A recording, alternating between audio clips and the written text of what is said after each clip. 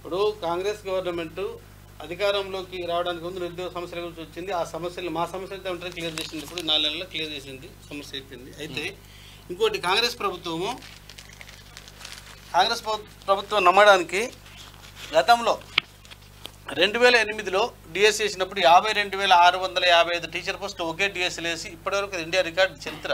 ఒక డిఎస్సీలో ఇన్ని పోస్టులు ఎప్పుడు వేయలేదు. ఉపాధ్యాయ పోస్టుల భర్తీ గురించి 2008 డిఎస్సీలో ఆ రోజు దామోదర రాజనరసింహ గారు విద్యాశాఖ మంత్రిగా ఉన్నారు, వైఎస్ రాజశేఖర రెడ్డి గారు ముఖ్యమంత్రిగా ఉన్నారు. 52,655 టీచర్ పోస్టులు ఒకే ఒక డిఎస్సీ భర్తీ చేసింది.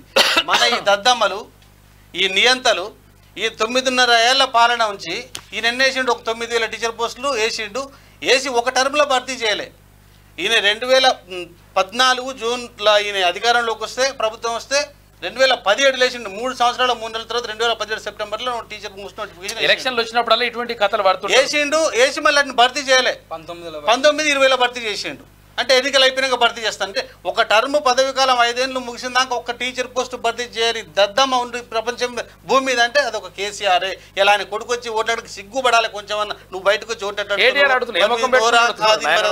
అదేమన్నా అర్థం కావట్లేదు. కానీ కొంచెం సిగ్గుపడండి కేటీఆర్ గారు. మీరు మా నిరుద్యోగులు ఓట్లాడడానికి ఇంకేమన్నా అడుక్కోరి. 7 సంవత్సరాలు సఫర్ చేసేది. ఇంకోటి 2012లో గ్రూప్ 1 మొత్తం కూడా అదేంటి పేపర్ లీకేజ్ చేసేసి వేరే దేశాలలో పేపర్ పంపించేసి ఫీకి, తర్వాత గ్రూప్ 2లో కూడా మొత్తం మీ చెల్లె కూడా అవకతవకలు చేసిందని నిజామాబాద్ జిల్లాలో మొత్తం అంత 2012 డిఎస్సీ చేసినప్పుడు కిరణ్ కుమార్ రెడ్డి గారు ముఖ్యమంత్రిగా ఉంటే 21,353 టీచర్ పోస్టులు వేసారు. అంటే ఏ డిఎస్సీలో కూడా మీరు 10 ఏళ్ళకు 10,000 నింపలేకపోయారు. 10 ఏళ్ల కాలంలో వాళ్ళు ఒకసారి డిఎస్సీ వేస్తే కాంగ్రెస్ ప్రభుత్వం 50,000, 20,000, 30,000 ఆ రకంగా డిఎస్సీ ఉంది. కాబట్టి ఈరోజు రేవంత్ రెడ్డి గారు ఏదైతే మాట ఇచ్చిన ప్రకారం నిరుద్యోగుల పక్షం నిలిచారు. ఈరోజు రాగానే మా సమస్య 100%. ఇంకో విషయాలు ఏమున్నాయన్నా, గ్రూప్ 2కి సంబంధించి పోస్టులు పెంచాలనేటువంటి డిమాండ్ ఉంది, గ్రూప్ 3కి సంబంధించి పెంచాలని డిమాండ్ ఉంది. 100% దాని మీద ప్రభుత్వం ఆలోచిస్తుంది, నిర్ణయం కూడా తీసుకుంటుంది. ఆ విషయం గురించి చెప్తానా, దాని గురించి కూడా. ఎందుకంటే దీని గురించి జరిగినప్పుడు ఇలా స్వతంత్ర అభ్యర్థిని అని చెప్పేసి అని బయటికి వెళ్ళి అసలు విషయం పెట్టి మళ్ళీ టార్గెట్ చేసి మాట్లాడే వ్యక్తి గురించి ఆయన ఏం చేసిండు, ఒకరోజు ఫోన్ చేసిండు, ఇట్లా మంత్రి గారు పిలుస్తున్నారు వెళ్ళాలని చెప్పని పోయినాం. ఆయన సమక్షంలో పోయినాము. ఆడు తీసుకెళ్ళింది ఎవరు? బల్మూరి వెంకటన్న తీసుకెళ్ళిండు. ఇలా బల్మూరి వెంకటన్న టార్గెట్ చేసి మాట్లాడుతున్నాడు. బల్మూరి వెంకటన్న విద్యార్థులకు ఇచ్చిన మాట కట్టుబడి ఉన్నాడు. ఆయన 100% కట్టుబడి. ఆయన నుంచి కూడా శంకించేది లేదు. ఇవాళ నిరుద్యోగులకు ఆయనే నిరుద్యోగుల పక్షాన్ని చాలా ఫైట్ చెప్తున్నాడు. అసలు ప్రభుత్వం ఫైట్ చేసిన పనే లేదు. రేవంత్ రెడ్డి గారే బల్మూరి వెంకటన్నను పెట్టాడు, తీసుకురా అని చెప్పన్నాడు. తీసుకురా అన్నాడు. బల్మూరి వెంకటన్న ఆ రోజు తీసుకెళ్తే ఇదే ప్రత్యర్థి, నేను ఇంకా 4 పిల్లలు, అదే మా degree college professor Krishna Goud అన్న అంతా కలిసి ఒక 6 కలిసి మంత్రి గారు శ్రీధరబాబు ఇంటికి దోమలు కూడా వెళ్ళినాం. ఆయన గంట సేపు కూర్చొని సమస్య లేనిది ఏ మంత్రి మీ ప్రభుత్వంలో కేటీఆర్ గారు సూటిగా ప్రశ్నిస్తున్నారు చెప్పండి. హరీశ్రావు గారు మీ పాలనలో మేము ఇదే కోకాపేటలో హరీశ్రావు గారింటికి వెళ్తే పొద్దున 5ంటికి తయారై మేము ఒక 10 మందిని తయారై 2 కార్లు తీసుకొని ఆడిపోతే మేము పోయి 1-2 గంటలు కూర్చుంటే ఆడ పక్కకు అన్నం తినిపోరు అనేది. ఆడిపోతే చిన్న కమ్మిస్తే చూడకుంటే వెళ్ళిపోయేది. ఏనాడు చూసినా ఇలా ఫోన్లు చేసి ఫోన్లలో కాల్ చేసి సిగ్గుపడాలిగా మీరు కొంచెమన్నా. ఈ ఫోన్లలో మాట్లాడి మాకు ఓటు వేయండి అనుకోవడానికి ఇంటికి రండి ఉన్న అన్నం వేస్తాం అనుకోవడానికి వస్తే ఓట్లు అడగకండి దయచేసి. మాకు సిగ్గు అనిపిస్తుంది మీరు అడుగుతుంటే. 10 మీరు 1,00,000 ఇచ్చినా మీకు ఎవరేరు. అదే ఈ ప్రభుత్వం వచ్చి కాలేదు.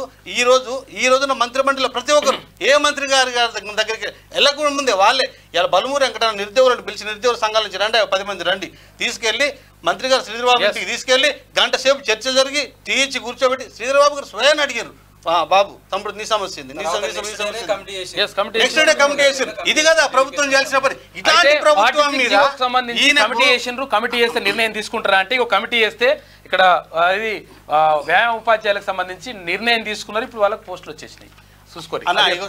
చిన్న విషయము.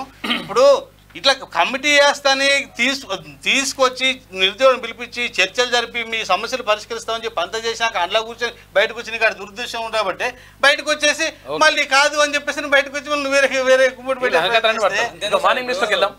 ధర్నా చౌక్ దగ్గర ఉన్నప్పుడు కూడా కాంగ్రెస్ పార్టీ నుంచి ఖచ్చితంగా కోదండరెడ్డి గారు మేము ధర్నా చేసినాం మా పోస్టర్ గురించి చేసినాం. ఆయన 75 ఏళ్ళ వయసులో కోదండరెడ్డి గారు వచ్చి మీ సమస్య ఏందని వాళ్ళు వచ్చి కూర్చున్నారు. సెక్రటరీ జిఐడి డిపార్ట్మెంట్ లో మొత్తం కూడా కంప్లీట్ గురించి ఇవాళ ఇంకొక విషయం ప్లస్ వాళ్ళు వచ్చి మన సమస్య కూడా తెలుసుకున్నారు. ఇంకొక విషయం చెప్పాలి. మేము ఇదే 100 రోజుల లోపే సరే ప్రభుత్వం అయినప్పటికీ కూడా చేస్తున్నప్పటికీ కూడా యాదగిరిగుట్ట నుంచి పాదయాత్ర పెట్టి నడుచుకుంటూ వస్తారు. యాదగిరిగుట్టలో పాదయాత్ర స్టార్ట్ చేయగానే అక్కడ ఎమ్మెల్యే గారు బీర్లా ఐలన్న గారు వచ్చి మేము పరిసరాను మద్దతు తెలిపి అరే మీ వ్యతిరేకంగా పార్టీ చేస్తున్నాం అని వచ్చినట్టే తమ్ముడు ఏం లేదు మన ప్రభుత్వం ప్రజాప్రభుత్వం అనుకుంటే ఏముంటుంది దీన్ని ఆయన మాకు మద్దతుకు వచ్చేసి ముఖ్యమంత్రి గారికి మీరు అధికార పార్టీలో ఉన్న ప్రభుత్వ విప్పు బీర్లా ఐలయ్య ఆయన మాకు మద్దతుకు వచ్చి పాదయాత్రకు వచ్చి మద్దతుకు వచ్చి లేబట్టి ఉన్నాడు. తమ్ముడు మీ సమస్యలన్నీ పరిష్కారం చేస్తా నేనున్న పోరని చెప్పి పంపించాడు. 2-3 సార్లు ఫోన్ చేసాడు. మధ్యాహ్నం ఫోన్ చేసాడు, నైట్ ఫోన్ చేసిన పరిష్కరించారు. ఇది కదా ప్రజాప్రభుత్వం అంటే. నాకు ఆయన అంటాడు కామెంట్ ప్రజాప్రభుత్వం అంటే ఎడ కనిపించింది అంటే మరి నాతో తిరిగితే కనిపిస్తుంది ప్రజాప్రభుత్వం అంటే. ఇదే కదా